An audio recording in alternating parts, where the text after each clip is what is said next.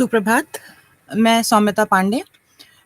मानव विज्ञान में लखनऊ विश्वविद्यालय से ही मेरा स्नातक और परास्नातक रहा है और वहीं से मेरी शोध रही है और उसके बाद आईएसआर से मेरी पोस्ट डॉक्टरेट रही है और विश्वविद्यालय में मानव शास्त्र विभाग में पढ़ाने का मेरा कई वर्षों का अनुभव है। आज के सत्र में हम जानेंगे अप्लाइड एंथ्रोपोलॉजी के बारे में। तो हम इसके बारे में जानेंगे कि अप्लाइड एंथ्रोपोलॉजी का जो ये कॉन्सेप्ट है, ये क्या है, इसका विकास कैसे हुआ, किसने इसकी शुरुआत करी और आगे इससे संबंधित अलग-अलग तथ्यों पे बात करेंगे। तो आइए शुरू करते हैं। सबसे पहले अप्लाइड एंथ्रोपोलॉजी के बारे में। तो 17वीं शताब्दी में रेने डेस्कार्टिस ने अपने डिस्कोर्स में जो उनका डिस्कोर्स था प्रसिद्ध, उसमें मेथड्स और सिद्धांत और व्यवहार के बीच का जो अंतर उजागर किया। तब से सभी विषयों को मोटे तौर पर उनके सैद्धांतिक और उनके व्यवहारिक पहलुओं में विभाजित किया गया है। एक सिद्धांत या घटना की एक श्रृंखला को समझने के लिए वस्तुनिष्ठ ज्ञान का व्यवस्थित निकाय यानी कि एक सिस्टमैटिक बॉडी और इसके व्यवहारिक पहलुओं से निकटता से जुड़ा हुआ होता है। वे एक दूसरे से पोषण लेते हैं। एक सिद्धांत को उसके अनुप्रयोग द्वारा परिष्कृत किया जाता है और एक संशोधित सिद्धांत के बदले में उसके लागू जो उसके प्रैक्टिकल फैसेट्स होते हैं, पहलू होते हैं, उनको अलग-अलग तरीके से समृद्ध किया जाता है। इस संबंध में मानव विज्ञान जो है, एंथ्रोपोलॉजी, ये कोई एक्सेप्शन नहीं है और दूसरे विषयों की तरह इसमें भी सैद्धांतिक ज्ञान और इसके व्यवहारिक पहलू हैं, जैसे कि फिजिकल एंथ्रोपोलॉजी। अगर हम बात करें अलग और विभिन्न विषयों की, फिजिक्स है, साइकोलॉजी है, ऐसे कुछ विषयों में अगर हम देखें तो ये काफ़ी हद तक इसमें इसका जो व्यवहारिक पहलू है और इसका जो थ्योरेटिकल पहलू है, वो बहुत ही अलग-अलग है। मतलब कि उसे चिह्नित किया जा सकता है और कई-कई विश्वविद्यालयों में इसके विभिन्न विभाग हैं, अलग-अलग विभाग हैं जहाँ पे इनका अनुप्रयोग किया जाता है। जैसे कि हम कह सकते हैं कि व्यवहारिक मनोविज्ञान या व्यवहारिक भूविज्ञान, इस तरह के विभाग कई विश्वविद्यालयों में हैं। मगर ये जो एंथ्रोपोलॉजी है, मानव विज्ञान, इसमें इसका सैद्धांतिक और व्यवहारिक पहलू जो है वो इतना अलग-अलग तरीके से हम उसको स्पष्ट नहीं कर सकते हैं। और जहाँ सैद्धांतिक और व्यवहारिक मानव विज्ञान में भेद की तुलना में इसमें समानताएँ अधिक हैं और दोनों एक दूसरे में अंतर्निहित हैं, हम कह सकते हैं। इस परिप्रेक्ष्य में मार्गरेट मीड ने कहा है कि जितना भी एंथ्रोपोलॉजी है, ऑल एंथ्रोपोलॉजी इज अप्लाइड, मतलब कि सभी मानव विज्ञान जो है वो अनुप्रयुक्त मानव विज्ञान है। और भारतीय मानव विज्ञान के मामले में तो ये और भी ज़्यादा एप्लीकेबल है। इस संदर्भ में इसी आधार पर कई मानव विज्ञानी जो हैं, उन्होंने व्यवहारिक मानव विज्ञानी और सैद्धांतिक मानव विज्ञानी दोनों एक ही हो सकते हैं, इस तरह का भी कॉन्सेप्ट है, इस तरह का भी मानना है। तो अब बात करते हैं अप्लाइड एंथ्रोपोलॉजी के बारे में। अप्लाइड एंथ्रोपोलॉजी व्यवहारिक मानव विज्ञान को मानव विज्ञान के रूप में परिभाषित किया जा सकता है, जिसका उपयोग किसी भी समस्या को हल करने के लिए किया जाता है। और ये जो मानव विज्ञान का जो ये पहलू है, ये प्रयोग में आने वाला और आधुनिक मानव विज्ञान के संस्थापक या जनक, जिन्हें हम फादर ऑफ एंथ्रोपोलॉजी भी कहते हैं, मेलिनोव्स्की, उन्होंने अपने एक लेख में लिखा था, प्रैक्टिकल एंथ्रोपोलॉजी नाम का उनका लेख 1929 में प्रकाशित हुआ था, जिसके प्रीफेस में उन्होंने लिखा था कि सभी विज्ञान अपने अनुप्रयोगों के साथ अस्तित्व में आए हैं और मानव विज्ञान भी इसी तरह अस्तित्व में आया है। उन्होंने कॉलोनियल एडमिनिस्ट्रेशन के द्वारा स्वदेशी लोगों की स्थिति और उनके कुशल प्रशासन को समझने के लिए मानव शास्त्रीय ज्ञान के अनुप्रयोग की पुरजोर वकालत की थी।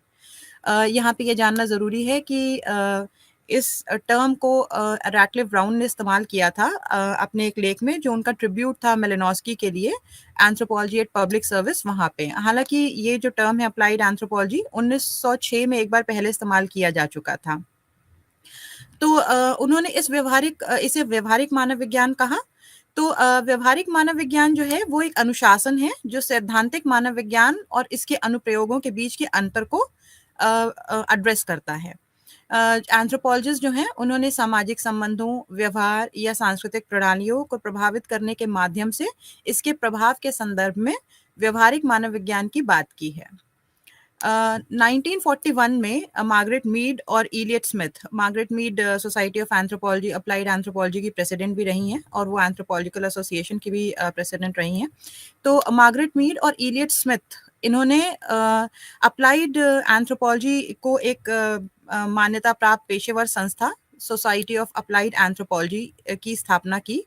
और अप्लाइड एंथ्रोपोलॉजी को उन्होंने जो परिभाषित किया, उनके अनुसार उसकी परिभाषा हम कह सकते हैं कि व्यवहारिक समस्याओं के समाधान के लिए मानवीय संबंधों की अंतः विषय वैज्ञानिक जांच, इंटरडिसिप्लिनरी साइंटिफिक इन्वेस्टिगेशन के माध्यम से मानव शास्त्रीय दृष्टिकोण का अनुप्रयोग। मतलब कि अगर किसी भी तरह की कोई प्रैक्टिकल व्यवहारिक समस्या है तो उसको हल करने के लिए एक मानव शास्त्रीय दृष्टिकोण के साथ वैज्ञानिक जांच जो की जाती है, उसे हम उस जांच को या उस समस्या के हल को हम अप्लाइड एंथ्रोपोलॉजी के तहत देखते हैं। ये परिभाषा जो है वो व्यवहारिक मानव विज्ञान को विज्ञान के रूप में महत्व देती है। इन्होंने अपनी इस परिभाषा में कुछ खास कॉन्सेप्ट्स के बारे में बात करी, जैसे कि स्थान। तो उनके अनुसार स्थान जो था वो व्यवहारिक मानव विज्ञान को इंटरडिसिप्लिनरी जो अप्लाइड एंथ्रोपोलॉजी है उसमें एक इंटरडिसिप्लिनरी टीम जो होती है उसमें एंथ्रोपोलॉजिस्ट एक टीम की तरह भाग लेते हैं और जो एंथ्रोपोलॉजिस्ट हैं वो अन्य विषय के विशेषज्ञों के साथ मिलकर काम करते हैं। जो इसका दूसरा कॉन्सेप्ट है वो है फोकस। तो उनके लिए अप्लाइड एंथ्रोपोलॉजी जो है वो मानवीय रिश्तों की समझ और विश्लेषण से संबंधित है और ये एक सामाजिक समस्या को हल करने में कैसे मदद कर सकता है, इस बात की जांच की जाती है। चार्ल्स विनिक ने अप्लाइड एंथ्रोपोलॉजी में एक जाना माना नाम है चार्ल्स विनिक का। तो इन्होंने मानव विज्ञान के शुरुआती शब्दकोशों में से एक व्यवहारिक मानव विज्ञान को एक प्रकार का मानव शास्त्रीय ज्ञान के रूप में इन्होंने परिभाषित किया और उन्होंने व्यवहारिक मानव विज्ञान को की जो परिभाषा दी उसे हम इस तरह जान सकते हैं कि मानव विज्ञानी जिस समूह के लिए काम कर रहा है उसकी जरूरतों को पूरा करने के लिए मानव शास्त्रीय ज्ञान का अनुप्रयोग करना। मतलब कि कोई भी एंथ्रोपोलॉजिस्ट जिस भी समूह में कम्युनिटी में काम कर रहा है उसमें किस तरह की जरूरतें हैं या समस्याएं हैं और उनको कैसे हल कर सकते हैं, इसके लिए मानव शास्त्र एंथ्रोपोलॉजी का जो नॉलेज है उसका इस्तेमाल किया जा सकता है। और इसमें सलाह देना, प्रशासन करना या निर्देश देना भी शामिल हो सकता है, क्योंकि अप्लाइड एंथ्रोपोलॉजिस्ट या एंथ्रोपोलॉजिस्ट जो थे वो कॉलोनियल टाइम्स में एडवाइजर्स की तरह भी काम करते थे और कुशल प्रशासन में जो कॉलोनियल एडमिनिस्ट्रेटर्स थे उनके कुशल प्रशासन में भी वो मदद करते थे। व्यवहारिक मानव विज्ञान पे जो प्रारंभिक पाठ्य पुस्तकों में से एक के लेखक जो हैं जॉर्ज फॉस्टर, उन्होंने इसे मानव विज्ञानियों की व्यावसायिक गतिविधियों के रूप में परिभाषित किया है जो मुख्य रूप से सामाजिक, आर्थिक या तकनीकी समस्या को हल करने के लिए मानव व्यवहार में परिवर्तन से संबंधित है।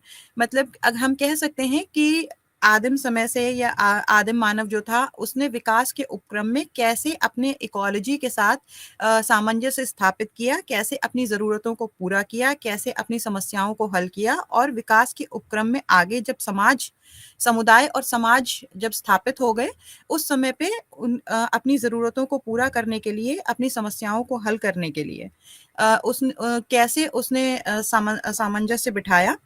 इस तरह की चीज़ों को जानने, समझने और अगर कोई समस्या है तो उसको हल करने के लिए जो मानव शास्त्रीय सिद्धांत हैं उनका इस्तेमाल किया जाता है। तो कह सकते हैं कि जो मानव विज्ञानी जॉर्ज फॉस्टर थे उनका यही मत था कि जो व्यवहारिक मानव विज्ञान का जो संबंध है वो मानव शास्त्रीय सिद्धांतों पर ध्यान केंद्रित करने के बजाय समस्याओं को सुलझाने से है। हालांकि उनकी जो परिभाषा थी उसमें से आलोचनाओं में से एक जो मुख्य आलोचना वो ये है कि ये जो व्यवहारिक मानव विज्ञान को केवल परिवर्तन की स्थिति के अध्ययन तक ही इन्होंने सीमित रखा, जबकि ऐसा नहीं था। सबसे प्रसिद्ध व्यवहारिक मानव विज्ञानियों में से एक वैन विलिगन जो थे, उन्होंने सांस्कृतिक प्रणालियों पर इसके प्रभाव के संदर्भ में व्यवहारिक मानव विज्ञान को परिभाषित किया और उनकी जो परिभाषा थी उसके अनुसार व्यवहारिक मानव विज्ञान जो है संबंधित अनुसंधान आधारित वाद्य तरीकों का एक जटिल है संरचना है जो जिसमें डेटा का प्रावधान है, प्रत्यक्ष कार्रवाई की शुरुआत या नीति के निर्माण के माध्यम से विशिष्ट सांस्कृतिक प्रणालियों में परिवर्तन या स्थिरता उत्पन्न करता है। ये प्रक्रिया कई रूप ले सकती है। समस्या के संदर्भ में मानव विज्ञानी की भूमिका प्रेरक मूल्यों और कार्रवाई में भागीदारी की सीमा के आधार पर भिन्न-भिन्न हो सकती है। अगर हम इसका विश्लेषण करें तो हम ये समझ सकते हैं कि जो अलग-अलग सांस्कृतिक प्रणालियाँ हैं, उसमें जो परिवर्तन या स्थिरता आई, क्योंकि जब किसी भी सांस्कृतिक प्रणाली में मनुष्य ढलता है और अपने आप को ढालता है, अपनी इकोलॉजी के साथ सामंजस्य स्थापित करता है, तो शुरुआती तौर पे एक परिवर्तन होता है जो बाद में स्थिरता की तरफ बढ़ता है। तो इस प्रक्रिया में को जानने के लिए और अगर किसी तरह की कोई समस्या है तो उसके समाधान के संदर्भ में जो एंथ्रोपोलॉजिस्ट हैं उनकी जो भूमिका है वो मॉरल्स और वैल्यूज जो प्रेरक मूल्य हैं उनकी भागीदारी की जो सीमा है उसके आधार पर अलग-अलग संस्कृतियों में अलग-अलग हो सकती है। अब इसके इतिहास के बारे में बात करेंगे, historical development of applied anthropology. तो जो व्यवहारिक मानव विज्ञान है, इसका इतिहास और विकास जो है वो एकेडमिक अनुशासन के रूप में मानव विज्ञान के विकास से निकटता से जुड़ा हुआ है। जैसे-जैसे एंथ्रोपोलॉजी डेवलप होती गई, वैसे-वैसे अप्लाइड एंथ्रोपोलॉजी भी डेवलप होती गई। और व्यवहारिक मानव विज्ञान जो है वो शुरुआत से ही मुख्य धारा के मानव विज्ञान का एक हिस्सा रहा है। मतलब कि हम एंथ्रोपोलॉजी यानी सांस्कृतिक मानव विज्ञान और अप्लाइड एंथ्रोपोलॉजी को अलग-अलग नहीं पढ़ सकते हैं, अलग-अलग नहीं, आइसोलेटेड तरीके से नहीं जान सकते हैं। ये हमेशा से ही मुख्य धारा का जो मानव विज्ञान है उसका एक हिस्सा रहा है। और एक अनुशासन के रूप में मानव विज्ञान जो है 19वीं शताब्दी के दौरान मानव विकास के साथ इसका जो सेंट्रल कंसर्न था उसके रूप में उभरा। और प्रगतिशील विकासवादी सिद्धांत पहला व्यापक प्रतिमान था इसका, जिसने मानव विज्ञान के एक अलग अनुशासन के उदय को वैध बनाया। और जो इसका सेंट्रल कंसर्न था मानव जाति का जैविक और सांस्कृतिक विकासवादी इतिहास, ये इसका सेंट्रल कंसर्न हमेशा से रहा है, क्योंकि विकास के क्रम में ही अलग-अलग तरीके की चुनौतियां, अलग-अलग तरीके की समस्याएं थी जिनसे सामंजस्य बिठाना था और उसके लिए क्या चीज सबसे ज्यादा उपयोगी हो सकती थी ये जानना, होलिस्टिक तरीके से इसका अध्ययन करना, ये मानव शास्त्रियों का एक मुख्य उनकी जिम्मेदारी रही है। तो उनके लिए समकालीन पश्चिमी सभ्यता प्रगतिशील परिवर्तन प्रक्रिया का अंतिम चरण थी, जिसके दौरान सामाजिक संगठन विभिन्न चरणों से गुजरा। अफ्रीका, एशिया, दक्षिण और उत्तरी अमेरिका के आदिवासी और मूल समुदायों को इन पिछले रूपों के प्रतिनिधि के रूप में देखा गया था, जिसे हम हिस्टोरिकल डेवलपमेंट या हिस्टोरिकल रिकंस्ट्रक्शन भी कह सकते हैं। और जब हम इवोल्यूशनिज्म की बात करते हैं तो हम ये मानते हैं कि जो आदिम समुदाय थे वो वर्तमान समय में जो समुदाय हैं उनके प्रतिनिधि के रूप में उनको माना जाता है, देखा जाता है। तो इसलिए जो आदिम समाज था और जो उनकी संस्कृति थी, जिसको कि आदिम संस्कृति कहा जाता था, तो मानव विज्ञान का जो उद्देश्य था मानव जाति के अतीत और सामाजिक संगठन के प्रारंभिक रूपों को जानने के लिए उसका अध्ययन करना। मतलब कि जो प्रारंभिक दौर में, शुरुआती दौर में किस तरह का विकास हुआ, किस तरह के संगठन, सामाजिक संगठन या समुदाय थे, और प्रारंभिक से लेकर वर्तमान तक उसमें किस तरह के बदलाव आए, ये इनके अध्ययन का एक इनके अध्ययन की एक मुख्य कंसर्न था। तो इस प्रकार जो मानव विज्ञान था इसकी शुरुआत ये समझने के खोज के रूप में हुई कि जो अमेरिकी विद्वान अन्य संस्कृतियों को क्या कहते हैं। फिजिकल एंथ्रोपोलॉजी जो है वो मानव विकास के जैविक पहलू को समझने की खोज थी, और जो आर्कियोलॉजिकल एंथ्रोपोलॉजी यानी कि पुरातात्विक मानव विज्ञान है वो इस संस्कृति के प्रागैतिहासिक पहलू को समझने की एक खोज थी। हालांकि समकालीन आदिम समुदायों के अध्ययन से अतीत का पुनर्निर्माण, जैविक और भौतिक संस्कृति के अवशेष मानव विज्ञान का व्यापक जनादेश थे। ये जनजातियों और स्वदेशी समुदायों के मानव शास्त्रीय विवरण थे जो उन्हें दूसरों से मान्यता और सम्मान दिलाते थे। बार्नेट के अनुसार अगर हम कहें तो व्यवहारिक मानव विज्ञान की शुरुआत 19वीं शताब्दी के अंतिम दशकों के दौरान संयुक्त राज्य अमेरिका और इंग्लैंड में हुई, और अनुप्रयोग का पहला क्षेत्र जनजातीय अध्ययन था और मानव शास्त्रीय अंतर्दृष्टि का उपयोग कॉलोनियल एडमिनिस्ट्रेटर्स द्वारा जो जनजाति थी उनके और स्वदेशी लोगों के मामलों का प्रबंधन करने के लिए किया जाता था। तो जो व्यवहारिक मानव विज्ञान है इसके इतिहास को हम 4 अलग-अलग चरणों में उपविभाजित कर सकते हैं। तो पहला जो चरण है वो है अप्लाइड एंथ्रोपोलॉजी। तो अप्लाइड एंथ्रोपोलॉजी जो है वो ब्रिंटन नामक एक अमेरिकी मानव विज्ञानी थे, जिन्होंने पहली बार 1896 में स्वदेशी समुदाय के प्रबंधन के लिए अप्लाइड एंथ्रोपोलॉजी की बात की थी।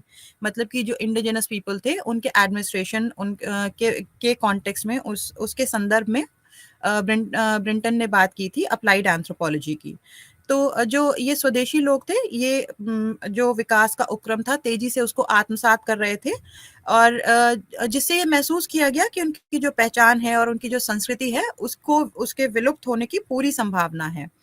तो 1889 में संयुक्त राज्य अमेरिका की सरकार ने इन स्वदेशी लोगों के मामलों के प्रबंधन के लिए उनके बारे में जानकारी एकत्र करने के लिए एंथ्रोपोलॉजिकल एसोसिएशन की स्थापना की, मानव शास्त्र ब्यूरो की स्थापना की, और इस एसोसिएशन ने जो सरकार थी उसको अमेरिकी जीवन के लिए मानव विज्ञान की सेवाओं को नियोजित किया। इन समुदायों के तेजी से विलुप्त हो रहे रीति रिवाजों, परंपराओं और सामाजिक प्रथाओं का दस्तावेजीकरण करने के लिए मानव शास्त्रीय ज्ञान की तलाश की गई, और इस प्रकार ये जो अप्लाइड एंथ्रोपोलॉजी है ये स्वदेशी क्षेत्रों में सार्वजनिक प्रशासन के लिए एक उपकरण के रूप में इन समुदायों की लुप्त होती सांस्कृतिक प्रथाओं के लिए, जो उस समय जो ब्रिटिश एडमिनिस्ट्रेशन था उसने एंथ्रोपोलॉजिस्ट को इसके लिए डिप्लॉय किया कि जो इंडिजिनस लोग हैं उनकी जो रीति रिवाज हैं, जो सभ्यता, जो उनकी जो सांस्कृतिक प्रथाएं हैं, क्योंकि वो लुप्त हो रही थी तो उनका डॉक्यूमेंटेशन करना जरूरी था। तो उसके लिए एंथ्रोपोलॉजिस्ट को डिप्लॉय किया गया, और 19वीं सदी के अंत और 20वीं सदी के शुरुआत में ब्रिटिश साम्राज्य का जो कॉलोनियल जो एडमिनिस्ट्रेशन था उनके द्वारा एंथ्रोपोलॉजिकल ब्यूरो के समान एक कार्य किया गया, जो कि अफ्रीका और एशिया के विभिन्न हिस्सों में इन जहाँ पे इंडिजिनस लोग थे विभिन्न हिस्सों में उपनिवेशों के प्रशासन के लिए सहायता के रूप में जनजातियों के विशेषज्ञों के रूप में मानव विज्ञानियों की सेवाएं मांगी गईं। मतलब कि कॉलोनियल एडमिनिस्ट्रेशन में जो ट्राइबल पीपल थे उनके प्रॉपर एडमिनिस्ट्रेशन कैसे उनका प्रबंधन किया जा सकता है, और उनके रीति रिवाजों के डॉक्यूमेंटेशन के संदर्भ में, दस्तावेजीकरण के संदर्भ में मानव विज्ञानियों की सेवाएं मांगी गई। तो मुनि ने इस चरण को व्यवहारिक मानव विज्ञान के रूप में संदर्भित किया है। और रैटक्लिफ ब्राउन ने दक्षिण अफ्रीका, जैसा कि आप जानते हैं रैटक्लिफ ब्राउन का काम अंडमान आइलैंडर्स के ऊपर है, तो वहाँ पे उन्होंने दक्षिण अफ्रीका का जो केप टाउन विश्वविद्यालय है उसमें स्कूल ऑफ अफ्रीकन स्टडीज की स्थापना की, और स्कूल का जो प्राथमिक उद्देश्य था वो इंडिजिनस लोग और श्वेत उपनिवेशवादियों के बीच संबंधों को सुधारना था। मेलिनोस्की ने भी ये वकालत की कि मानव विज्ञानियों को कॉलोनियल एडमिनिस्ट्रेटर्स जो हैं उनकी दक्षता में सुधार लाने के लिए काम करना चाहिए, और ये तभी हो सकता था जब वो वहाँ के जो स्वदेशी लोग हैं, जो इंडिजिनस लोग हैं, उनके बारे में, उनके तौर तरीकों के बारे में, उनकी परंपराओं के बारे में समझें। तो उन्होंने इसे व्यवहारिक मानव विज्ञान कहा। इसके बाद जो इसका जो नेक्स्ट विभाजित इसका वो है अनुप्रयुक्त मानव विज्ञान और उपनिवेशवाद, यानी कि अप्लाइड एथनोलॉजी और कॉलोनियलिज्म। तो अब तक ये सर्वमान्य तथ्य हो चुका था कि प्रारंभिक वर्षों में व्यवहारिक मानव विज्ञान को उपनिवेशिक प्रशासकों द्वारा एक उपयोगी सहायता के रूप में देखा जाता था, जो मूल निवासियों के लिए प्रशासनिक संचालन और नियंत्रण की सुविधा प्रदान करता था। मतलब कि कॉलोनियल टाइम्स में ये मदद करता था कॉलोनियल एडमिनिस्ट्रेटर्स की, कि वो जो मूल निवासी हैं, जो इंडिजिनस पीपल हैं, उनका प्रशासनिक संचालन कर सकें और उनकी ज़रूरतों के लिए और उनके संदर्भ में प्रबंधन कर सकें। भारत के संदर्भ में भी यही स्थिति थी।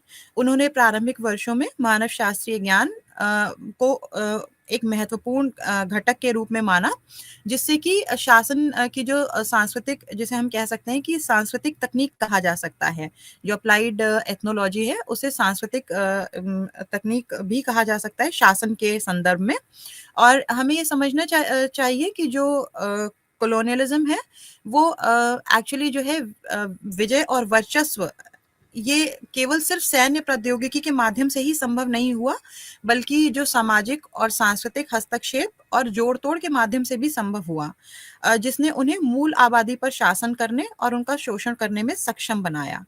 तो हम कह सकते हैं कि जो अप्लाइड एथनोलॉजी थी, जो एंथ्रोपोलॉजी था या जो एंथ्रोपोलॉजिस्ट थे, मानव शास्त्री थे, उनके जो डॉक्यूमेंटेशन थे, उनकी जो समझ थी और उन्होंने जो दस्तावेजीकरण किया, वो जो कॉलोनियल एडमिनिस्ट्रेटर्स थे उनके लिए एक बहुत बड़ी मदद के तौर पे, एक उपकरण के तौर पे साबित हुआ, जिसने कि प्रबंधन और संचालन में तो मदद की ही, साथ ही में उनको जो इंडिजिनस पीपल थे उस आबादी पर शासन करने और शोषण करने में भी सक्षम बनाया।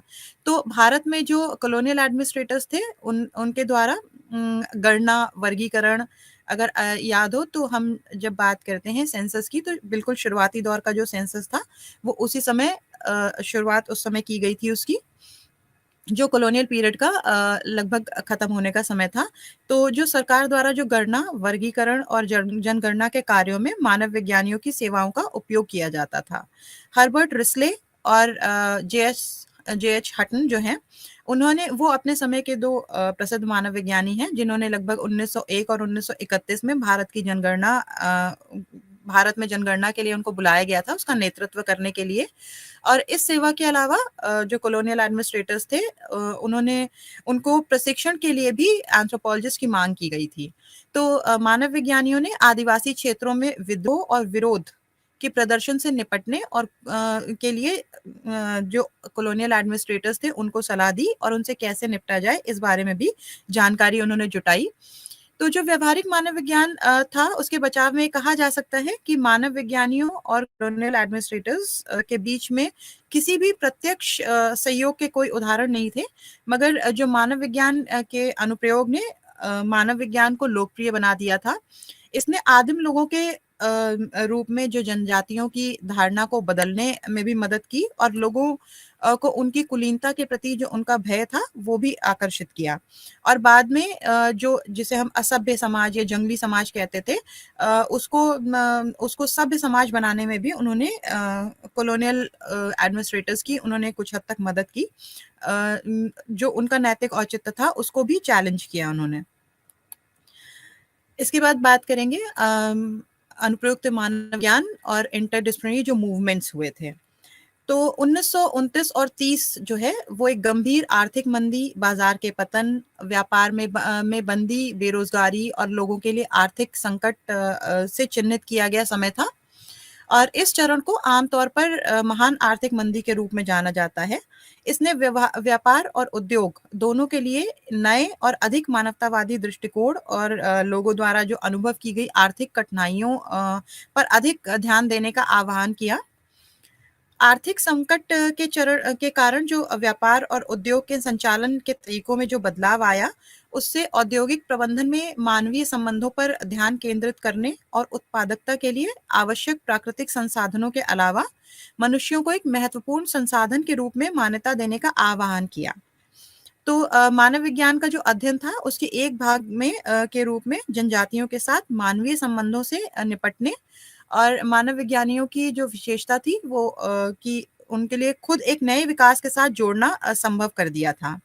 उन्होंने इन नई चुनौतियों को भी दृढ़तापूर्वक इन चुनौतियों का समाधान किया और जो वास्तविक समस्याएं थी उनके साथ एंथ्रोपोलॉजिस्ट ने अपना जो जुड़ाव था उसकी शुरुआत यहीं से मानी जाती है। तो 1930 के दशक में वार्नर ने और फ्रेड रिचर्डसन ने और इलियट चैपल जैसे जो एंथ्रोपोलॉजिस्ट थे, इलियट चैपल और फ्रेड रिचर्डसन के जैसे जो एंथ्रोपोलॉजिस्ट थे, उन्होंने मानव संबंधों और औद्योगिक प्रबंधन पर काम करने वाली इंटरडिसिप्लिनरी जो टीम्स थी वो उसका हिस्सा बने और इलियट ने इस नए जुड़ाव को इंजीनियरिंग एंथ्रोपोलॉजी के रूप में संदर्भित किया। ये जो शुरुआती दौर में ये जो शुरुआत थी, जो बाद में व्यवहारिक मानव विज्ञान में एक महत्वपूर्ण केंद्र के रूप में उभरी, तो ऐसा महसूस किया जा रहा था कि किसी समस्या का कोई एक कारण नहीं है और उसके अनेकों कारण हैं और उन अनेकों कारणों से सामाजिक समस्याओं को हल करने के लिए एक इंटरडिसिप्लिनरी दृष्टिकोण की आवश्यकता है, बहुविषयक दृष्टिकोण की आवश्यकता होती है। और जो व्यवहारिक मानव विज्ञान है वो इसी इंटरडिसिप्लिनरी टीम का एक हिस्सा बन जाता है। ये ऐसा सूत्र था जिसने बाद में परिवर्तन को सुविधाजनक बनाने और मानव कल्याण को बढ़ाने से संबंधित एक अनुशासन के रूप में व्यवहारिक मानव विज्ञान के विकास को जन्म दिया। तो हम ये समझ सकते हैं कि आर्थिक मंदी के दौर में जब ये माना जाने लगा कि किसी भी समस्या को हल करने का सिर्फ एक ही तरीका नहीं हो सकता है, या सिर्फ दमन करना ही उसका एक तरीका नहीं है, बल्कि उसका एक मानवीय दृष्टिकोण होना चाहिए।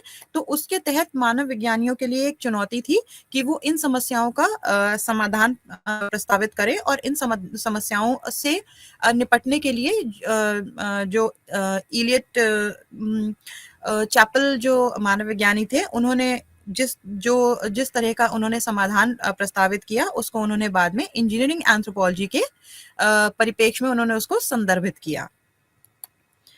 अप्लाइड एंथ्रोपोलॉजी जो है वो समस्या उन्मुख अनुसंधानीय चरण सरकार और अन्य एजेंसियों द्वारा प्रस्तुत समस्याओं को हल करने में मानव विज्ञानियों की भागीदारी को दर्शाता है।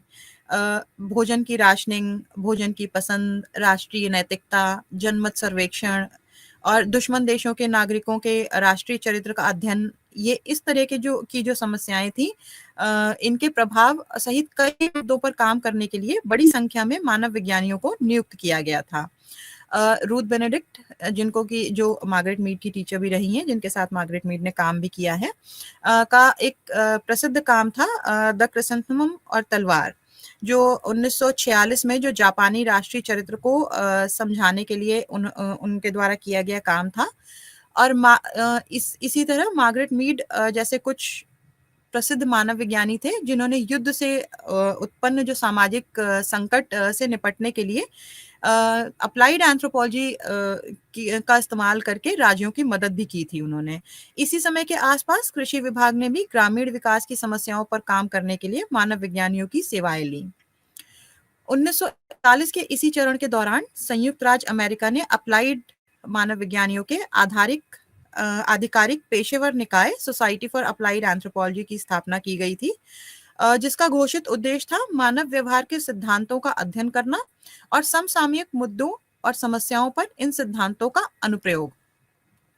इसी चरण के दौरान एक सुधारात्मक विज्ञान के रूप में व्यवहारिक मानव विज्ञान की जो नींव थी वो मजबूती से स्थापित हुई। अब इसके बाद हम बात करेंगे उत्तर औपनिवेशिक चरण या विकास चरण, जिसे हम डेवलपमेंट फेज भी कहते हैं, अप्लाइड एंथ्रोपोलॉजी का जो डेवलपमेंट फेज है। तो दूसरी दुनिया का जो अंत, उपनिवेशवाद के अंत का भी एक प्रतीक है, और इसी समय में स्वतंत्र राष्ट्रों का उदय हुआ। राष्ट्र निर्माण, अंतर्राष्ट्रीय सहयोग, विकास, आर्थिक विकास, गरीबी उन्मूलन और जीवन की गुणवत्ता में सुधार जैसे महत्वपूर्ण सरोकारों के साथ एक नई विश्व व्यवस्था अस्तित्व में आई। युद्ध पूर्व युग के मानव विज्ञान के पितृसत्तात्मक वैज्ञानिक और राज्य केंद्रिक रुख की आलोचना बढ़ रही थी, और जो व्यवहारिक एंथ्रोपोलॉजी है, मानव विज्ञान है, वो अधिक जन केंद्रित था, यानी कि समस्याओं पर केंद्रित होने की बजाय अब वो जन केंद्रित था। और इस तरह का आह्वान किया गया कि जो अप्रोच था उनका, वो प्रॉब्लम फोकस ना होके जन केंद्रित होना चाहिए। तो जैसा कि सोल्टैक्स ने प्रसिद्ध रूप से कहा है कि मानव विज्ञानियों को, जो मानव विज्ञानी है, लोगों को केवल विषय के रूप में नहीं बल्कि अध्ययन की वस्तु के रूप में भी उन्हें देखना चाहिए। तो इस चरण में व्यवहारिक मानव विज्ञान में कई विकास हुए और इस क्षेत्र को फिर से परिभाषित करने का प्रयास किया गया। जैसे कि सोल्टैक्स ने एक्शन एंथ्रोपोलॉजी शब्द गढ़ा। एक्शन एंथ्रोपोलॉजी जो है, वो मानव विज्ञानियों ने समुदाय के सामने आने वाली समस्याओं को हल करने और उनके जीवन की गुणवत्ता में सुधार करने में मदद करने के लिए सीधे समुदाय के साथ काम किया। तो सोल्टैक्स का मानना था कि जो लोग संस्थागत ढांचे में काम कर रहे हैं, चाहे वो सरकारी हो या गैर सरकारी संगठन हो, वे अपनी संगठनात्मक बाधाओं से बहुत ज्यादा घिरे हुए हैं, और ये केवल विनियमित सहभागिता की अनुमति देता है। उन्होंने मानव विज्ञानियों से अधिक प्रत्यक्ष कार्रवाई की वकालत की, और उनका ये कहना था कि उन्होंने जो ये क्रिया थी, इसे मानव विज्ञान का ही एक तरीका था, जो इस चरण की सबसे महत्वपूर्ण विशेषताओं में से एक विकास क्षेत्र में मानव विज्ञान का अनुप्रयोग था। तो विकास के जो आर्थिक प्रतिमान और आधुनिकीकरण सिद्धांत की आलोचना के बाद विकास का ध्यान मानव, सामाजिक, सांस्कृतिक और सतत विकास पर केंद्रित हो गया।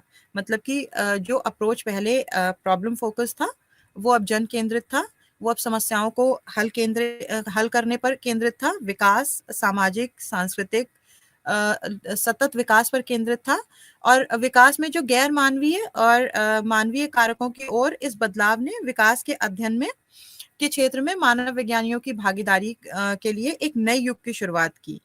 वे योजना, कार्यान्वयन, मूल्यांकन से लेकर कार्यक्रम की समीक्षा तक विकास के सभी पहलुओं से जुड़ गए। जो मानव विज्ञान एंथ्रोपोलॉजिस्ट की जो भूमिका थी वो इतनी अभिन्न थी कि कोई भी सामुदायिक विकास मानव विज्ञानियों की भागीदारी के बिना पूरा नहीं हो सकता था। इस चरण में सामाजिक समस्याओं और सामाजिक मुद्दों के साथ व्यवहारिक मानव विज्ञान की अधिक सक्रिय और इसका जो जुड़ाव था वो काफी प्रत्यक्ष रूप से देखा गया। भारत में जब हम बात करते हैं, ये तो हम विश्व पटल पर देख रहे थे, अगर हम भारत के संदर्भ में बात करते हैं तो भारत में मानव विज्ञान अनुसंधान जो है उसका पता एशियाटिक, अगर हम उसकी हिस्ट्री ट्रेस करते हैं तो एशियाटिक सोसाइटी ऑफ बंगाल के संदर्भ में माना जा सकता है, जिसकी स्थापना जो है वो ओरिएंटलिस्ट और इंडोलॉजिस्ट विलियम जोन्स के ने समुदायों की प्रणालीगत मानव विज्ञान अध्ययन करने के लिए की थी। और मानव विज्ञान जो है वो भारत में जनजातियों और जातियों पर शोध करने के लिए जो उस समय कॉलोनियल एडमिनिस्ट्रेटर्स थे और उनके एडमिनिस्ट्रेशन में उनकी सहायता करने के लिए, जानकारी एकत्र करने के लिए कॉलोनियल अप्लाइड एंथ्रोपोलॉजी का इस्तेमाल किया गया उस समय। इसमें से जो अधिकांश कार्य था वो यूरोपीय विद्वानों द्वारा किए गए, जिसमें मिशनरी, प्रशासक, न्यायाधीश, सैन्य अधिकारी, इस तरह के लोग शामिल थे जो भारत में तैनात थे, या जो इंडोलॉजिकल इंटरेस्ट रखते थे, जिनका इंडिजिनस लोगों में, जिनका मूल निवासियों में जिनका इंटरेस्ट था, वो लोग इसमें शामिल थे। और कार्य में मुख्य रूप से उन तथ्यों पर प्रकाश डाला गया था जिससे कि जो प्रशासक थे, एडमिनिस्ट्रेटर्स थे, उनको सिस्टम प्रॉपर्टी और भूमि स्वामित्व और उनकी विरासत को समझने के लिए, राजस्व संग्रह को अधिकतम करने के लिए मदद मिल सके, इस तरह के जो तथ्य थे उन पे मुख्य तौर पर काम किया गया था। तो हम पहले देख चुके हैं कि जो अध्ययन थे उसमें लोगों की विविधता, विशिष्टता, विभाजन, वर्गीकरण, इस तरह के मुद्दों पर जोर दिया गया था ताकि देश भर में फैलने वाले राष्ट्रवाद को रोका जा सके और डिवाइड एंड रूल की जो पॉलिसी थी कॉलोनियल एडमिनिस्ट्रेटर्स की, उसको इम्प्लीमेंट किया जा सके। अगर हम स्वतंत्रता से पूर्व की बात करते हैं, अप्लाइड एंथ्रोपोलॉजी की, उस संदर्भ में बात करते हैं, तो सही अर्थों में व्यवहारिक मानव विज्ञान का श्रेय जो है वो भारतीय मानव विज्ञान के जनक शरद चंद्र रॉय को जाता है। ये वैसे तो पेशे से वकील थे और रांची में थे, तो ये प्रैक्टिसिंग वकील थे, जहाँ पे उन्होंने मुंडा, हो, उरांव, इस तरह के जो मूल निवासी वहाँ के थे उनकी दुर्दशा को देखा और जिससे वो बहुत प्रभावित हुए। और उनका जो लैंड एलियनेशन, उस समय भूमि संबंधी जो समस्याएं थी उनके लिए वो लोग अक्सर अदालत आया करते थे, मगर जो ये कॉलोनियल ऑफिसर्स जो थे उनके साथ जो उनका अमानवीय व्यवहार था, जो तिरस्कार पूर्ण व्यवहार था, उससे वो बहुत प्रभावित थे। और जो एस सी रॉय, उन्होंने अक्सर जो है वो उनके और न्यायाधीशों के बीच में संवाद करते और कानूनी मामलों में उन मूल निवासियों की मदद किया करते थे। इनमें से कई आदिवासी जब भूमि हस्तांतरण के मामलों के लिए शहर आते थे तो वो एस.सी. रॉय के यहाँ रुकते थे। और इस दृष्टिकोण ये जो एस.सी. रॉय का जो दृष्टिकोण था, ये सोल टैक्स के जिन्हें हम एक्शन एंथ्रोपोलॉजी का जनक भी कहते हैं, उनकी जो कार्रवाई थी उनके दृष्टिकोण के समान ही था और उनकी तरह वो भी कानूनी मामलों में हस्तक्षेप करते थे और आदिवासियों की मदद करते थे। हालांकि एस.सी. रॉय जो थे वो फॉर्मल तरीके से, औपचारिक रूप से मानव विज्ञान में प्रशिक्षित नहीं थे, लेकिन वहाँ जेम्स फ्रेजर और डब्ल्यू.एच. रिवर्स जैसे जो शीर्ष मानव विज्ञानी थे, क्योंकि वो उनके संपर्क में थे। और अपने समय में जो रांची और कोलकाता विश्वविद्यालय में जिन्होंने मानव विज्ञान का व्याख्यान भी दिया था, जेम्स फ्रेजर और डब्ल्यू.एच.आर. रिवर्स, तो 1921 में मैन इन इंडिया नाम की जो जर्नल था, वो उसकी पहली आधिकारिक मानव शास्त्रीय पत्रिका थी, जिसकी स्थापना एस.सी. रॉय ने की थी। और व्यवहारिक मानव विज्ञान में अधिक प्रत्यक्ष योगदान अगर हम कहें तो वो एस.सी. रॉय के बाद तारकचंद दास का योगदान रहा है उनके द्वारा किया गया है। वो एक प्रशिक्षित इतिहासकार थे, लेकिन कलकत्ता विश्वविद्यालय में मानव विज्ञान पढ़ाते थे। उन्होंने भारतीय विज्ञान कांग्रेस 1941 में मानव विज्ञान सत्र में अपने अध्यक्षीय भाषण में बताया कि जो सांस्कृतिक मानव विज्ञान का ज्ञान है वो व्यक्ति और राष्ट्र की सेवा में कैसे उपयोगी हो सकता है। उन्होंने बताया कि शिक्षा, व्यापार, कानूनी अध्ययन और सांस्कृतिक मानव विज्ञान का जो ज्ञान है वो कैसे महत्वपूर्ण है। कृषि और प्रशासन, इन इन संदर्भों में किस तरह मानव विज्ञान के ज्ञान का इस्तेमाल किया जा सकता है। और वो इस बात पर जोर देते थे कि जो उस समय के सांस्कृतिक कारक थे वो बहुत ही महत्वपूर्ण थे और अपने समय से काफी आगे थे। और उन्हें समझने के लिए मानव विज्ञानी विशेषज्ञता की बहुत ही महत्वपूर्ण महत्वता थी। तो जो सामाजिक समस्याओं का जो अनुभवजन्य समझ थी और उनका 1940 में बंगाल में जो अकाल और बंगाल प्रांत की शहरी और ग्रामीण आबादी पर इसके प्रभाव और उनके अग्रणी काम, इस तरह के जो उनके एक्सपीरियंसेस थे, उससे एक अच्छी मानव विज्ञानी समझ परिलक्षित होती है। उन्होंने निराश्रित शहरी और ग्रामीण आबादी पर अकाल के कारणों और प्रभाव को समझने के लिए जीनियोलॉजी, वंशावली, केस स्टडीज यानी कि केस अध्ययन, प्रश्नावली और साक्षात्कार के जो ट्रेडिशनल एंथ्रोपोलॉजिकल जो पारंपरिक तरीके हैं उनका उपयोग करके 1943 में अपने छात्रों और अन्य कर्मचारियों के साथ वास्तविक मानव विज्ञान क्षेत्र में काम किया, जो ग्राउंड रिपोर्ट एक तरह से हम कह सकते हैं। तो रिपोर्ट का जो अंतिम रिपोर्ट सरकार को सौंपी गई उसमें कई सिफारिशों को आयोग द्वारा अपनाया गया, जिसमें अकाल और भविष्य में उनसे बचने के तरीकों के बारे में पूछताछ थी। उनका विस्तृत विवरण 1949 में कलकत्ता विश्वविद्यालय द्वारा प्रकाशित बंगाल अकाल में प्रकाशित किया गया था। और इस पुस्तक में दिए गए डेटा का उपयोग बाद में अमर्त्य सेन ने भी किया था। उन्होंने अपनी किताब में उन्होंने गरीबी और अकाल पर जो उनका एक ऐतिहासिक अध्ययन है उसमें भी इस डेटा का इस्तेमाल उन्होंने किया था। और अमर्त्य सेन का ये जो कार्य था, जो इनका पब्लिकेशन था, वो नीतिगत नेतार्थ और भारत में व्यवहारिक मानव विज्ञान, तारकचंद दास जी का जो ये कार्य था बंगाल और अकाल, ये एंथ्रोपोलॉजी मानव विज्ञान के संदर्भ में बहुत महत्वपूर्ण भी था और अनुकरणीय भी था। और स्वतंत्रता के बाद ही जो व्यवहारिक मानव विज्ञान समाज में जो हाशिए पर मौजूद वर्ग थे, उनके विकास के लक्ष्यों को आगे बढ़ाकर राष्ट्र निर्माण में योगदान देने के लिए जो एक महत्वपूर्ण क्षेत्र के रूप में ये उभरा था। और जनजातीय और ग्रामीण विकास पर ध्यान केंद्रित किया गया। अंग्रेजों ने जनजातीय समुदायों के प्रति संरक्षण और सुरक्षा के माध्यम की जो अलग-अलग नीति अपनाई थी, मतलब कि जो इंडिजिनस लोग थे, जो मूल निवासी थे, उनको कैसे प्रोटेक्ट किया जा सके और कैसे उनको आगे बढ़ाया जा सके। तो ब्रिटिश राज के खिलाफ 1857 के विद्रोह में जो कॉलोनियल एडमिनिस्ट्रेटर्स थे, उन्होंने भारतीय आबादी के बड़े हिस्से के प्रति जो उनका जो चिंतित और शंकित बना दिया था। तो वो नहीं चाहते थे कि राष्ट्रवाद की जो बढ़ती हुई लहर है, इसका असर जो है जनजातीय समुदायों पर हावी हो, और साथ ही वह जनजातीय क्षेत्रों के प्राकृतिक साधनों का दोहन भी जारी रखना चाहते थे। तो इन उद्देश्यों को की पूर्ति के लिए उन्होंने जनजातीय जो समुदाय थे उनके प्रति अलगाव और बहिष्कार, उन्होंने उन्हें हम आइसोलेट करके, अगर हम पंचशील सिद्धांत देखें तो उसमें भी एक एडवोकेसी की गई है कि इनको आइसोलेट किया जाना चाहिए। तो इसी तरह का जो रवैया था, अलगाव और बहिष्कार के माध्यम से संरक्षणवाद की नीति बनाई। स्वतंत्रता की शुरुआत के साथ अलगाव की नीति को प्रतिगामी और और जनजातियों के हित में नहीं पाया गया। तो जो जनजातियां भारत की सभ्यता का एक अभिन्न अंग थी और उन्हें राष्ट्र निर्माण में शामिल किया जाना था। इस उद्देश्य के साथ भारत सरकार ने लोगों की संस्कृति और पहचान जो थी उसको बनाए रखने के लिए सुरक्षा उपायों के माध्यम से विकास और संरक्षणवाद के माध्यम के एकीकरण के दोहरी दृष्टिकोण की परिकल्पना की। मतलब कि जो आइसोलेशन का जो अप्रोच था उसको जनजातियों के हित में नहीं पाया गया, और ये माना गया कि अगर जनजातियों का विकास करना है और राष्ट्र का निर्माण करना है तो इनके सुरक्षा के उपाय भी करने होंगे, इनको प्रोटेक्ट भी करना होगा और इनको मेन स्ट्रीम भी करना होगा, मुख्य धारा में भी लाना होगा। तो ये जो दोहरा दृष्टिकोण था, इसको प्रयोग में लाया गया। तो इस प्रकार जो व्यवहारिक मानव विज्ञान था, इसका जो दृष्टिकोण था उसकी स्वतंत्रता के बाद उसकी जो भूमिका थी वो बहुत ही महत्वपूर्ण थी।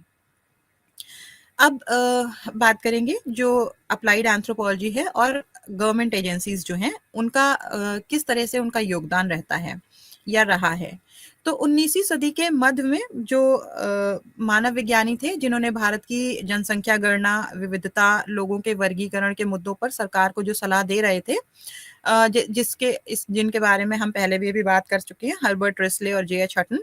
तो ये दोनों जो थे ट्रेन एंथ्रोपोलॉजिस्ट थे और इन्होंने ही नेतृत्व किया था जनगणना का। जब भारत में 1901 और 1931 में जनगणना की गई थी, तो उन्होंने भारत के लोगों का प्रशासनिक वर्गीकरण में महत्वपूर्ण भूमिका निभाई थी। ब्रिटिश शासन के अंत में उन्होंने आदिवासी मामलों पर सरकार को सलाह देने के लिए 1945 में भारतीय मानव विज्ञान सर्वेक्षण की स्थापना की थी। एंथ्रोपोलॉजिकल सर्वे ऑफ इंडिया की स्थापना 1945 में की गई थी, जिसके पहले जो निदेशक थे वो बी.एस. गुहा थे और उप निदेशक जो थे वेरियर एल्विन थे। वेरियर एल्विन ने भारत की अलग-अलग जनजातियों पे उनका काफी बड़ा काम रहा है। तो स्वतंत्रता के बाद का जो समय था, ये संगठन आदिवासी मुद्दों के साथ-साथ भारतीय आबादी की जैव सांस्कृतिक विविधता से संबंधित अन्य मामलों पर सरकार को सलाह देने में इनकी मुख्य भूमिका रही। वर्तमान में ये देश के विभिन्न हिस्सों में स्थित 8 क्षेत्रीय केंद्रों के साथ सबसे बड़ा एकल सरकारी मानव विज्ञान संगठन है, एंथ्रोपोलॉजिकल सर्वे ऑफ इंडिया। 1945 में जिसकी स्थापना की गई थी और जिसके निदेशक बी.एस. गुहा रहे थे और उपनिदेशक वेरियर एल्विन रहे थे। तो भारतीय मानव विज्ञान सर्वेक्षण के अलावा जनजातीय अध्ययन करने के लिए राज्य स्तर पर जनजातीय अनुसंधान संस्थानों के नेटवर्क भी हैं, जिनकी स्थापना 1953 में पहली पंचवर्षीय योजना में आदिवासी समुदायों के बारे में ज्ञान के अंतर को भरने और नीति निर्माताओं को जानकारी उपलब्ध कराने के लिए की गई थी। तो जनजातीय संस्कृतियों और त्योहारों को बढ़ावा देने के लिए जो गतिविधियां थी, कार्यक्रम थे, इस तरह के कार्यक्रम संचालित करने के लिए वर्तमान भारत के विभिन्न राज्यों में लगभग 25 केंद्र हैं। वे आदिवासी क्षेत्रों में तैनात सरकारी जो अधिकारी हैं उनके लिए संवेदीकरण कार्यक्रम भी चलाते हैं। और जो मानव विज्ञानी थे वो कई अन्य सरकारी निकायों से भी जुड़े हुए हैं, जिसमें अनुसूचित जनजाति और अनुसूचित जाति आयोग, रजिस्ट्रार जनरल और जनगणना आयुक्त का कार्यालय, संस्कृति मंत्रालय, ये सब शामिल हैं। जिसके अलावा मानव विज्ञानी भारतीय चिकित्सा अनुसंधान परिषद और राष्ट्रीय जो स्वास्थ्य अनुसंधान संगठनों से जुड़े हुए हैं। स्वास्थ्य और परिवार कल्याण संस्थान सार्वजनिक स्वास्थ्य मुद्दों इस तरह के मुद्दों पर जो अनुसंधान किए जाते हैं उसमें भी मानव शास्त्री जुड़े हुए हैं।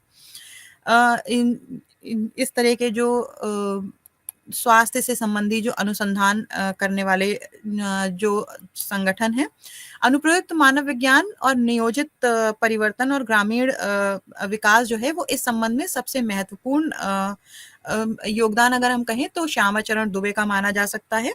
एस.सी. दुबे जो हैं वो अपने समय के अग्रणी मानव विज्ञानी थे और प्रशासन के साथ-साथ शिक्षाविदों के पद पर भी रहे और उन्होंने सामुदायिक विकास का जो कार्यक्रम है उसका नेतृत्व किया, जिसे 1952 में पहली बार पंचवर्षीय योजना के एक भाग के रूप में चलाया गया था, जिसे भारत के योजना आयोग ने कार्यक्रम के रूप में शुरू किया था और भागीदारी विकास के माध्यम से ग्रामीण परिवर्तन और नियोजित परिवर्तन लाने के लिए, मतलब प्लान चेंजेस लाने के लिए, रूरल डेवलपमेंट कह सकते हैं, और प्लान चेंजेस लाने के लिए जो सामुदायिक विकास के जो कार्यक्रम चलाए गए थे उसमें भी इनका महत्वपूर्ण योगदान रहा। ग्रामीण भारत में बेहतर जीवन के लिए भी इन्होंने काम किया और जो रूरल पॉपुलेशन थी, जो ग्रामीण जो जनसंख्या थी उसमें एक नया आत्मविश्वास आ सके और जो मानव जो संसाधन थे उनका जो भंडार था उसका उपयोग इस तरह हो सके कि देश के आर्थिक विकास में मददगार साबित हो सके। तो एस.सी. दुबे ने सामाजिक समस्याओं को सुलझाने में सहयोगात्मक अनुप्रयुक्त अनुसंधानों का बीड़ा उठाया और विकास में मानव संसाधनों की भूमिका को उजागर करने में भी उनकी महत्वपूर्ण भूमिका रही है। अगर हम भारत में अप्लाइड एंथ्रोपोलॉजी की बढ़ती भूमिका की बात करते हैं, स्वतंत्रता के बाद, पोस्ट इंडिपेंडेंस। तो भारत में जो व्यवहारिक मानव विज्ञान था, उसकी भूमिका जो है वो लगातार बढ़ती ही रही है। जैसे कि वॉन विलिगन के संदर्भ में अगर हम बात करें, तो भारत में जो व्यवहारिक मानव विज्ञानियों ने का जो आवेदन था, उनका जो योगदान है, वो 3 क्षेत्रों में बहुत ही सफलतापूर्वक रहा है। एक तो सूचना के स्तर पर, ये व्यवहारिक मानव विज्ञान में इसकी पारंपरिक भूमिका रही है। उसके बाद व्यक्तिपरक, सहभागी, बहुभाषी और परिवर्ती समझ पर जोर देने के लिए मानव विज्ञानी जो है उनका महत्वपूर्ण उनका योगदान रहा है। किसी भी विषय पर गुणवत्तापूर्व सूचना देने के लिए सबसे कुशल योगदान जो है वो मानव विज्ञानियों का माना जाता है। वे प्रयोजक एजेंसियां जो हैं उनके महत्व को समझाने के लिए स्थानीय अवधारणाओं का अनुवाद करने में भी काफी सफल रहे हैं। और जो सहभागी मूल्यांकन अध्ययन है, आवश्यकता मूल्यांकन और जो अलग-अलग क्षेत्रों में मूल्यांकन, जनसंख्या से संबंधित जो मूल्यांकन है, उसमें भी मानव शास्त्री जो हैं वो विशेषज्ञों के तौर पे उन्होंने काम किया है। तो ये जो मानव शास्त्रीय विशेषज्ञता है, इसका अनुप्रयोग नीति विज्ञान के रूप में भी किया गया है, जो कि 1990 के दशक में से तेजी से प्रगति के पथ पर अग्रसर है। इसके बाद अगर हम इसके बाद की अवधि की बात करें, तो जिन नीति निर्माण का क्षेत्र है, जो प्लानिंग, जो पॉलिसीज बनाना, इस क्षेत्र में भी जो तेजी से ग्लोबलाइजेशन की वजह से जो बदलाव आया है, सामाजिक और पर्यावरणीय मुद्दों पर जो पॉलिसीज में जिस तरह का बदलाव आया है, समानता और न्याय के मुद्दों पर संरचनात्मक समायोजन कार्यक्रम जो किए गए हैं, या वैश्विक और स्थानीय जो फोर्सेस रहे हैं, उसमें जिस तरह का डायनामिज्म या नीति निर्माण के सभी पहलू में मानव विज्ञानियों का एक महत्वपूर्ण योगदान रहा है। तो ये जो इस तरह के जो बदलते हुए क्षेत्र हैं नीति निर्माण में, मानव विज्ञानियों की जो भूमिका है, उन्हें कहा जा सकता है कि खास तौर पे अगर हम नीति निर्माण की बात करें, तो हम कह सकते हैं कि जो मानव विज्ञानी हैं वो थिंक टैंक की तरह एक तरीके से भारत सरकार के साथ जुड़े हुए हैं, उनकी नीतियों को आकार देते हैं। और कार्रवाई के स्तर पे भी जो व्यवहारिक मानव विज्ञानी हैं, उनका हस्तक्षेप जो है वो बहुत ही प्रत्यक्ष रूप से देखा जा सकता है, वो बहुत ही सक्रिय तौर पे देखा जा सकता है। कार्यक्रमों के क्रियान्वयन में जो मानव विज्ञानी हैं, पहले से उनकी भूमिका का काफी विस्तार हुआ है। और अगर हम देखें, तो जो एडवोकेसी जो होती है, वकालत जो होती है समुदायों की, समूहों की जो वकालत, और जो स्थानीय लोगों के साथ भी जो उनकी समस्याएं हैं उनको समझना, उनकी समस्याओं के समाधान में मानव शास्त्रियों का एक महत्वपूर्ण योगदान रहा है। तो लोगों के साथ काम करते हुए बहुत सारे जो स्वयं सहायता समूह हैं, इनको प्रशिक्षण देना, और पिछले कुछ दशकों में जो व्यवहारिक मानव विज्ञानियों ने इस तरह के भी अध्ययन किए हैं, जो अपने-अपने क्षेत्रों में, हम कह सकते हैं सार्वजनिक क्षेत्र जैसे अस्पताल आदि, इन सब जटिल संगठन जो हैं, उनके प्रबंधन, उनके अध्ययन और प्रबंधन में भी मानव शास्त्रियों का महत्वपूर्ण भूमिका रही है। इस संबंध में 1968 में भारतीय उद्योग का जो सामाजिक ढांचा था, इस पर एनआर सेठ का जो काम है वो उल्लेखनीय है। डीपी सिन्हा का इंटरट्राइबल मार्केट में जो संस्कृति परिवर्तन पर जो काम है, वो भी कह सकते हैं कि व्यवहारिक मानव विज्ञान के शुरुआती कार्यों में से एक है। डीपी सिन्हा जो थे वो शहरी मानव विज्ञान के अध्ययन में अग्रणी थे, और कलकत्ता शहर पर जो उनका लेख है, शहरी क्षेत्रों में व्यवहारिक मानव विज्ञान और शहरवासियों की समस्याओं पर जो उनका लेख है, वो भी अग्रणी लेखों में से एक है। अगर हम कॉन्टेम्परेरी कॉन्टेक्स्ट यानी कि वर्तमान परिदृश्य की बात करें, तो जो अप्लाइड एंथ्रोपोलॉजी है, समकालीन भारत में रोजगार के अवसर के साथ साथ एक जीवंत अनुशासन भी है। वैन विलिगन जो हैं, उनके द्वारा जो परिकल्पित सभी भूमिकाओं में मानव वैज्ञानिकों की भूमिका जो है वो शामिल है, जैसे कि नीति शोधकर्ता, मूल्यांकनकर्ता, प्रभाव मूल्यांकनकर्ता, इम्पैक्ट एनालिसिस से हम कहेंगे, इम्पैक्ट इवैल्यूएशन, और आवश्यकता मूल्यांकनकर्ता, योजनाकार, अनुसंधान विश्लेषक, वकालत प्रशिक्षक, सांस्कृतिक और प्रशासक, इस तरह के, या परिवर्तन के एजेंट्स के रूप में, या चिकित्सक के रूप में। अभी जैसे अप्लाइड एंथ्रोपोलॉजी का एक महत्वपूर्ण जो नया ब्रांच हम कह सकते हैं मेडिकल एंथ्रोपोलॉजी की है, जिसमें कि हम संस्कृति के परिप्रेक्ष्य में जो है वो हेल्थ को देखते हैं। तो इस तरह जो पिछली शताब्दी में जो मानव विज्ञानियों का जो अध्ययन था, और इस शताब्दी में जो शहरी समस्याओं के संदर्भ में जिस तरह का उनका उन योगदान है, जैसे कि आपदा प्रबंधन में, जीवन शैली जो लाइफस्टाइल डिसीजेज हैं, जीवन शैली रोग जो हैं, और सार्वजनिक स्वास्थ्य के जो मुद्दे हैं, इकोलॉजी का जो क्राइसिस है, पारिस्थितिक संकट जो है, जैसे मुद्दों से निपटने के लिए भी मानव विज्ञानियों की जो भागीदारी है वो बहुत उल्लेखनीय है और बहुत ही महत्वपूर्ण है। कृषि संकट है, व्यापार और उद्योग जैसे सभी क्षेत्रों में मानव शास्त्रियों की जो भागीदारी है वो आज के परिदृश्य में भी बहुत महत्वपूर्ण है। इसके बाद हम बात करेंगे अप्रोचेस, किस तरह के अप्लाइड एंथ्रोपोलॉजी में हम किस तरह के अप्रोचेस का इस्तेमाल करते हैं। तो जो व्यवहारिक मानव विज्ञान है, इसमें जो दृष्टिकोण है, किस तरह के दृष्टिकोण है उनका हम अध्ययन करेंगे। तो जैसे कि दृष्टिकोण जो शब्द है उसके संदर्भ में अगर हम उसको समझें तो वो संदर्भ, रूपरेखा या परिप्रेक्ष्य को संदर्भित करता है।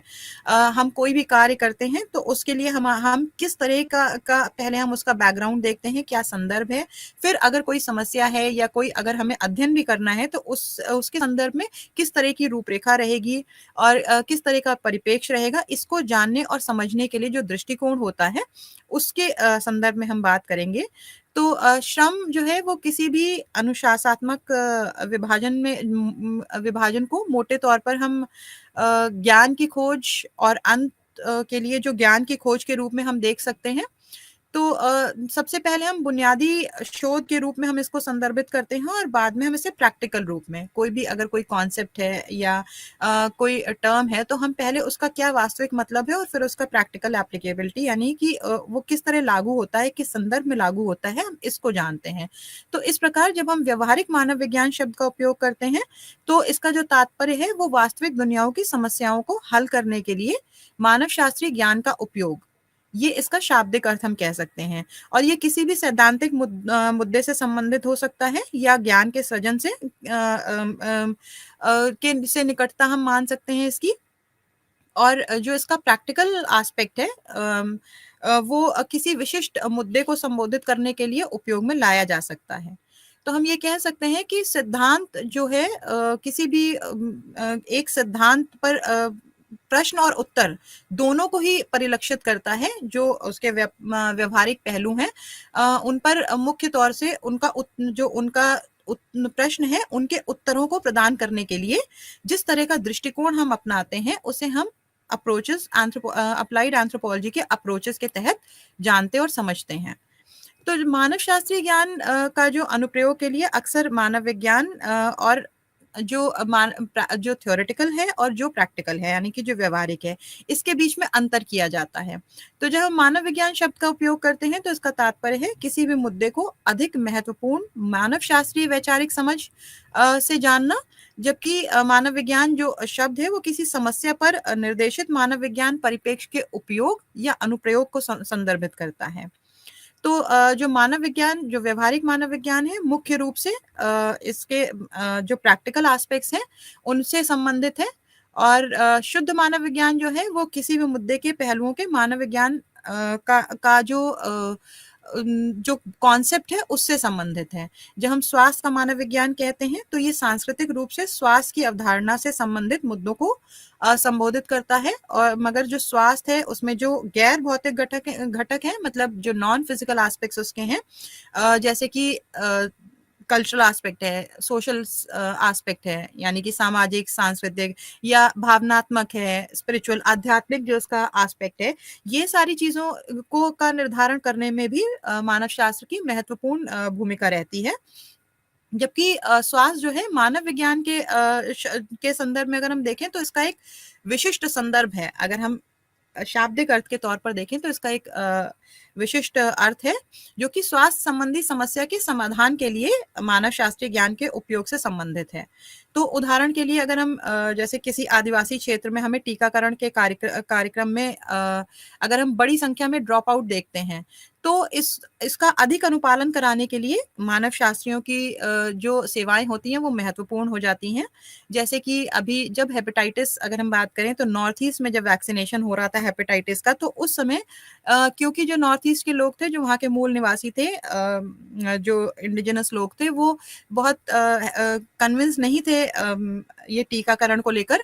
तो इसमें जो ड्रॉप आउट रेट था, उसको एड्रेस करने के लिए जो मानव शास्त्री थे, उनकी सेवाओं को उपयोग में लाया गया था। जो मानव विज्ञान है, उसका एक अलग दृष्टिकोण है, जो कि बारीकी से इस बात को मानव शास्त्री निर्धारित करते हैं कि जो व्यवहारिक मानव विज्ञानी है, वो क्या करते हैं और कैसे करते हैं। तो हमें ये याद रखना है कि जो व्यवहारिक मानव विज्ञान शब्द का जब हम उपयोग करते हैं, तो सामाजिक मानव विज्ञान के साथ-साथ इसमें व्यवहारिक, पुरातात्विक और जैविक मानव विज्ञान भी शामिल होता है। तो व्यवहारिक, भौतिक या जैविक मानव विज्ञान का जो फोरेंसिक विज्ञान है, चिकित्सा संस्थानों, अस्पतालों, जो अलग-अलग एवेन्यूज़ हैं, उनसे अलग-अलग एवेन्यूज़ में भी इनका हम खासे तौर पर इन मानव विज्ञानियों की सेवाएँ रहती हैं। अस्पतालों में जो कपड़े, जूते, कार डिज़ाइनिंग, इस तरह के जो उद्योग हैं, एर्गोनॉमिक्स के क्षेत्र में और व्यवहारिक अनुसंधानों से जुड़े जो क्षेत्र हैं, उसमें भी मानव शास्त्रियों की सेवाओं का एक लंबा इतिहास रहा है। तो अगर हम व्यवहारिक पुरातत्व की उत्पत्ति जो हाल ही में हुई है, इस संबंध में ज़्यादातर जनजातीय सांस्कृतिक विरासतों और स्थानीय रूप में महत्वपूर्ण स्मारकों के संरक्षण से है। अगर हम अप्लाइड एंथ्रोपोलॉजी, आर्कियोलॉजी के कॉन्टेक्स्ट में जब हम बात करते हैं, तो जो व्यवहारिक मानव विज्ञान शब्द में विविध गतिविधियाँ शामिल हैं, जो कि अक्सर अभ्यासकर्ता अपनी विशेषज्ञता के संदर्भ में विभिन्न शब्दों का उपयोग करते हैं। और जैसे कि क्रिया, अभ्यास, संलग्न, इस तरह के जो और सार्वजनिक जैसे या प्रैक्टिकल, इस तरह के शब्दों का के साथ-साथ जो पेशेवर अभ्यास करने वाले मानव विज्ञानी हैं, वो स्वयं का वर्णन करने के लिए उपसर्ग के रूप में उनका उपयोग करते हैं। तो उन सभी को व्यवहारिक मानव विज्ञान के प्रकार के रूप में माना जा सकता है, जो कि व्यवहारिक मानव विज्ञान के विकास के विभिन्न चरणों के दौरान प्रकट हुए।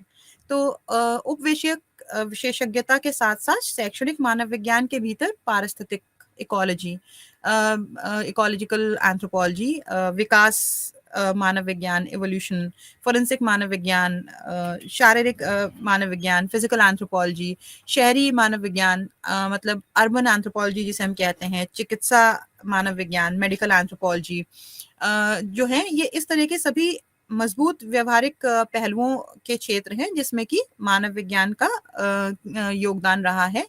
और भारत से भी जो मानव विज्ञानी स्वदेशी ज्ञान, नीति अध्ययन, कृषि, ग्रामीण, आदिवासी विकास, सार्वजनिक स्वास्थ्य, कार्यक्रम मूल्यांकन, योजना कार्यान्वयन, आपदा, फोरेंसिक, मानव पशु संघर्ष, मानसिक स्वास्थ्य, शहरी समस्याओं, इस तरह के जो विविध क्षेत्र हैं, उसमें काम कर रहे हैं।